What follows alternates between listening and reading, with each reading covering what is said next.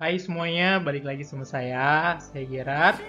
Nah, pada kesempatan kali ini saya akan kembali lagi mempresentasikan apa yang saya dapat ketika saya belajar dari salah satu subjudul di Audit 2, dan subjudul tersebut adalah transaksi untuk gaji dan siklus personil, ya. Audit atas transaksi untuk gaji dan siklus personil sebenarnya. Nah, pengendalian internal untuk penggajian biasanya sangat terstruktur dan terkontrol dengan baik karena digunakan untuk mengelola kas yang akan dikeluarkan, untuk meminimalkan keluhan dan ketidakpuasan karyawan, dan untuk meminimalkan penipuan penggajian. Itu mengapa pengendalian internal untuk masalah penggajian ini sangat terstruktur dan terkontrol. Dan masalah penggajian ini relatif umum dari perusahaan ke perusahaan. Jadi penggajian ini kan semua perusahaan melakukannya pastikan. Setiap perusahaan yang memiliki karyawan pasti melakukan yang namanya penggajian. Maka dari itu masalah-masalah penggajian ini cukup relatif dan maksudnya cukup sama. Ya, jadi cukup sama untuk setiap perusahaan. Biasanya tidak sulit bagi perusahaan untuk menetapkan kontrol yang baik dalam siklus penggajian dan personel. Untuk karyawan pabrik dan kantor, biasanya ada sejumlah besar transaksi dalam jumlah kecil yang relatif homogen. Kalau misalnya nih dibilang kan karyawan pabrik dan kantor, mereka memiliki banyak karyawan yang berada di bawahnya. Nah, makanya dikatakan sejumlah besar transaksi dalam jumlah kecil, ya kan, karena banyak orang makanya dibilang dalam jumlah kecil dan relatif homogen. Mungkin kalau di sini saya bisa bilang jumlahnya mungkin, jadi jumlahnya itu relatif kecil dan hampir sama karena mereka memiliki jabatan yang sama, yaitu karyawan. Untuk eksekutif, ini untuk kelas yang lebih tinggi, biasanya ada lebih sedikit transaksi penggajian karena yang memegang eksekutif ini biasanya orangnya pasti lebih sedikit daripada karyawan yang biasa. Tetapi biasanya konsisten dalam waktu dan jumlahnya. Jadi biasanya pasti lebih tepat waktu dalam masalah penggajiannya, itu lebih tepat waktu. Dan jumlahnya itu lebih konsisten. Begitu, karena jarang sekali ada pengurangan lah kalau misalnya untuk eksekutif. Sedangkan untuk karyawan biasanya ketika mereka melakukan kesalahan bisa terjadi pengurangan. Kadang-kadang terjadi penyimpangan pengujian pengendalian, tetapi sebagian besar kesalahan penyajian moneter dikoreksi oleh pengendalian verifikasi internal atau berbagai tanggapan atas keluhan karyawan. Meskipun ada salah saji, namun jarang material. Nah, jarang material ini maksudnya jarang dalam jumlah yang besar salah saji tersebut. Akibatnya, risiko pengendalian sering dinilai rendah untuk siklus ini. Kadang-kadang terjadi penyimpangan pengujian pengendalian, tapi sebagian besar kesalahan penyajian moneter dikoreksi oleh pengendalian verifikasi internal atau sebagai tanggapan atas keluhan karyawan. Meskipun ada salah saji, namun jarang material. Akibatnya, risiko pengendalian sering dinilai rendah untuk siklus ini.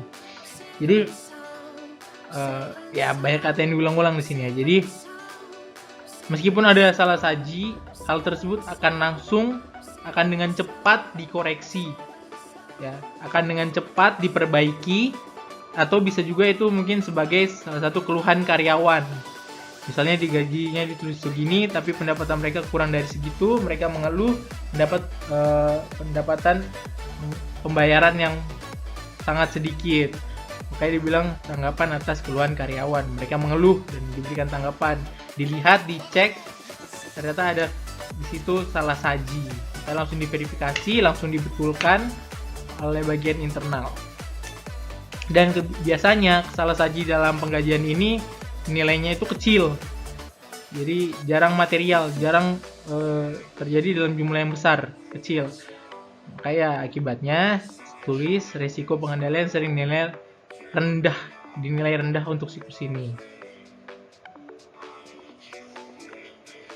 Risiko kecurangannya maksudnya yang rendah. Nah, dalam penggajian ini ada dua model pengujian yang digunakan. Yang pertama pengujian pengendalian dan pengujian substantif. Nah, pengujian ini ditekankan karena kurangnya bukti pihak ketiga yang independen.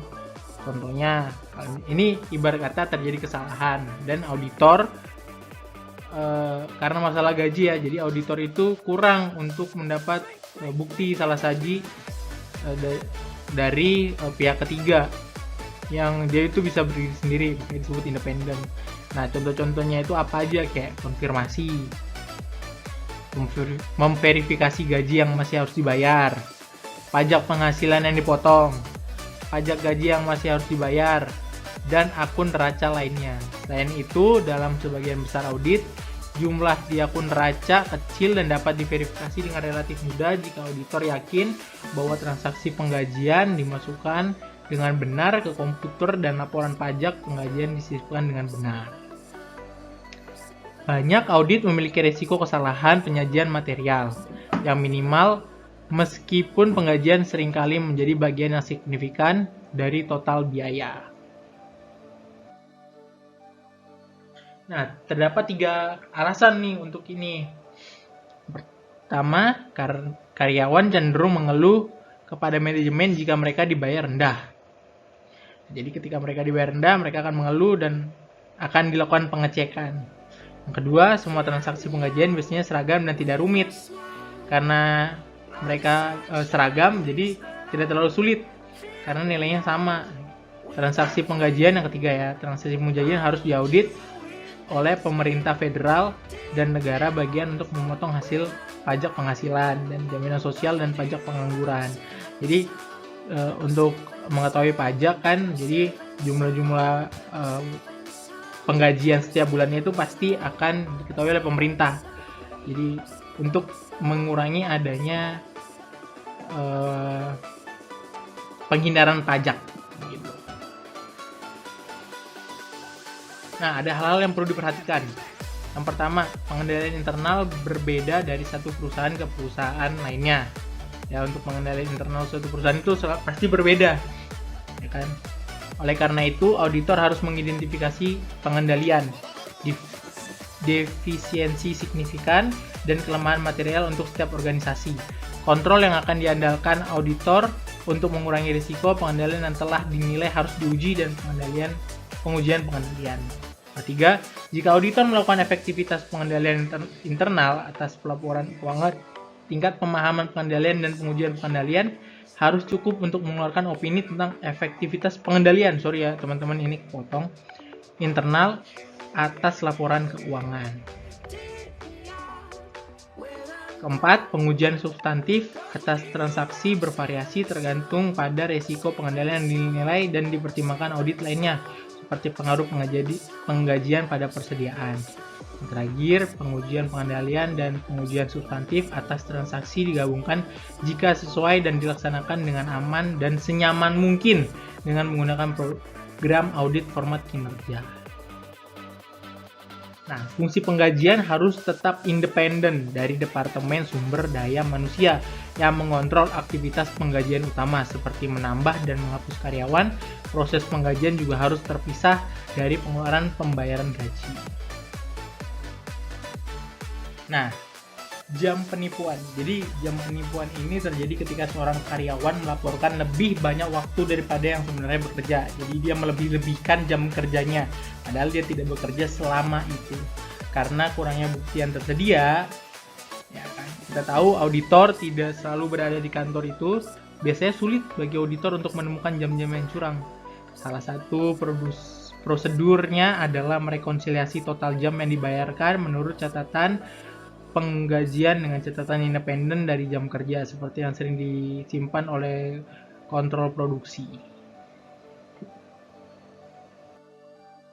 Baik, itu aja mungkin yang bisa aku presentasiin, bisa saya presentasikan untuk saat ini. Semoga itu bisa membantu. Kalau ada kurang-kurang, ada salah-salah kata, mohon dimaafkan. Kita sama-sama belajar di sini. Dan untuk teman-teman semuanya, kalau misalnya mau bertanya bisa tanyakan di kolom komentar atau bisa langsung ke Instagram saya di GeratJMH. Terima kasih semuanya. Bye bye.